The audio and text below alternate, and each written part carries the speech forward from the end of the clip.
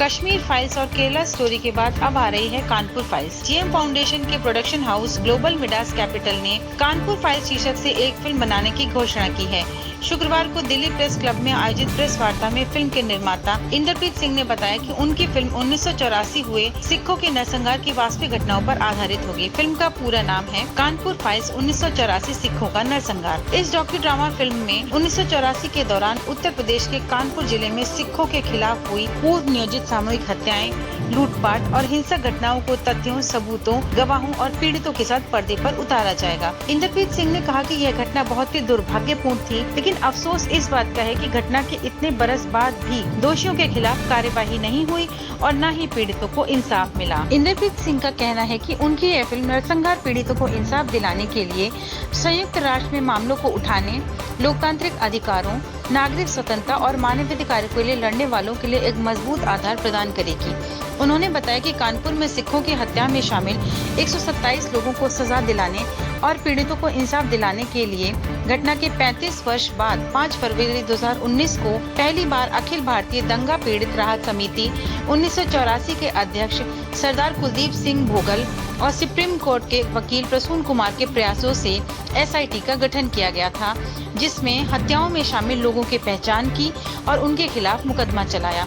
लेकिन नरसंहार में अपना सब कुछ खोने वाले अभी तक न्याय की प्रतीक्षा कर रहे हैं। इस प्रेस वार्ता में अखिल भारतीय दंगा पीड़ित राहत समिति 1984 के अध्यक्ष सरदार कुलदीप सिंह भोगल और सुप्रीम कोर्ट के वकील प्रसून कुमार भी मौजूद थे। देखिए, जो 1984 के अंदर सिखों के साथ जेनोसाइड किया गया, उनको चुन चुन के आइडेंटिफाई करके मारा गया, तो उसमें दिल्ली के बारे में तो बहुत सारी तफ्तीश केसेस सब चले हैं, बट कानपुर के बारे में पब्लिक डोमेन में इस तरीके से इंफॉर्मेशन नहीं है।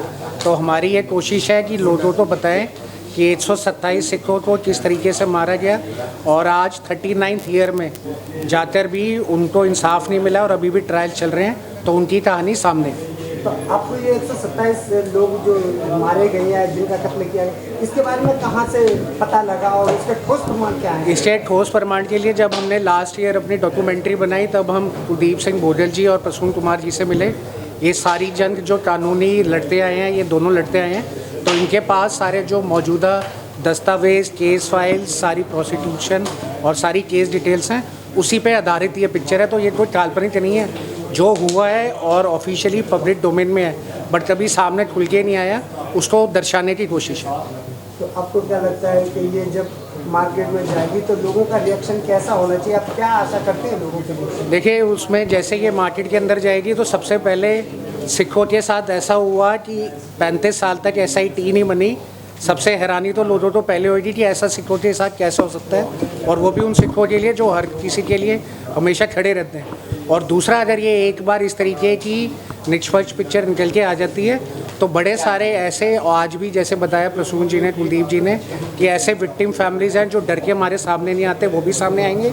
और बोकारो जिसका लोगों को पता नहीं, या मध्य प्रदेश जिसका पता नहीं, उन तक ये बात जाएगी और वो भी निकल के आएंगे, तो उनकी रिहैबिलिटेशन और जस्टिस दोनों पे काम हो पाएगा। इसमें कागजों के आधार के ऊपर जो हमने निकाली है सच्चाई जो है वो सामने आएगी।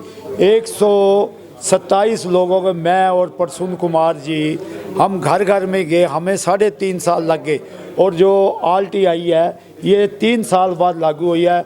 हमने जबलपुर से लेके पंजाब तक हम गए, एक एक आदमी से पूछा, और जो जिंदा थे उनसे पूछा, जो उनके माता पिता या उनकी वाइफ थी, उन्होंने सच्चाई हमें बताई।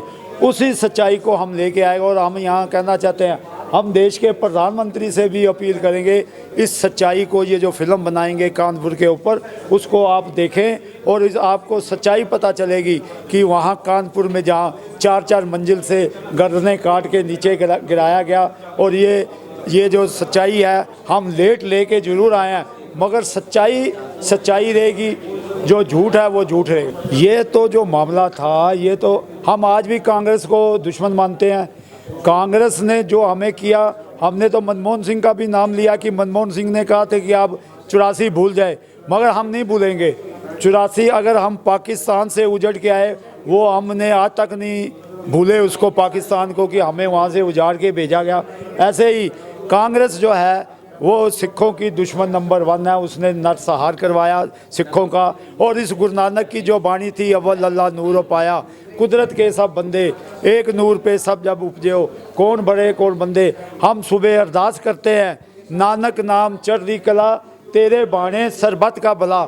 हम सरबत का भला मांगने वाली कौम है। हम लोगों के हित के लिए, लोगों को बचाने के लिए ये कौम बनी थी, और जो हमारे साथ हुआ हम उसको नहीं भूल सकते। देखिए, इस केस को फाइल करने का मकसद एक ही था कि जो भी इसमें दोषी या गुनहगार हैं, चूँकि ये क्रिमिनल पिटिशन थी हमारी, जिसमें दोषी या गुनहगार जो भी लोग हैं उन लोगों को सज़ा मिलनी चाहिए। इससे एक मैसेज जाना चाहिए समाज में कि कोई भी इंसान दोष करके, कोई भी इंसान किसी तरह का गुनाह करके वो जेल की सलाखों से भाग नहीं सकता, कानून के पंजों से बच नहीं सकता। मेरा सिर्फ एक मकसद था कि जिसको आपने एक नरसंहार किया, जिसके साथ किया, जिसके परिवार को बर्बाद किया, उसको अंत में कहीं ना कहीं तो न्याय मिलना ही चाहिए, और इसी की लड़ाई में लड़ रहा हूँ। मेरा एक सवाल है आपसे कि जो भाव घर जाना चाहिए था, आप उसको कुरूद के फिर जनता के सामने उसको नासूर बना कर पेश कर रहे हैं, तो क्या लगता है इसमें जनता में मैसेज कैसा जाएगा? लोग क्या सोचेंगे कि आप फिर वही माहौल पैदा करने की कोशिश कर रहे हैं या उस भाव को खत्म करने की कोशिश कर रहे हैं? क्या देखिए, आपका जो सवाल है उस सवाल में आपने एक ऐसा मुद्दा उठाया है। अगर आप इस बात को समझें किसी भी तरह से कि अगर किसी के साथ किसी ने कोई गुनाह कर दिया और वो उस मुद्दे को उठा रहा है, इसका ये मतलब नहीं है कि दूसरे को मैसेज दे रहा है कि भाई मैं अपना मुद्दा उठा रहा था, तुम भी अपना मुद्दा उठाओ। इसका सिर्फ एक मकसद होता है कि मेरे साथ अगर अन्याय हुआ है तो किसी दूसरे के साथ अन्याय ना हो, इसीलिए मैं अपने अन्याय के लिए लड़ाई लड़ रहा हूँ। तुम भी सतर्क हो जाओ, तुम भी समझ जाओ, और कल को होके तुम भी इतने बलवान हो जाओ कि तुम्हारे साथ कोई अन्याय ना हो पाए। मेरा मकसद ये है, मेरा मकसद ये नहीं है कि दूसरे को ये चीज़ें, ये मैसेज जाए, इस तरह की चीज़ें जाएं जिससे कि कल को लोग समझें कि नहीं उनके साथ ऐसा हुआ तो हमारे साथ भी ऐसा हो सकता है।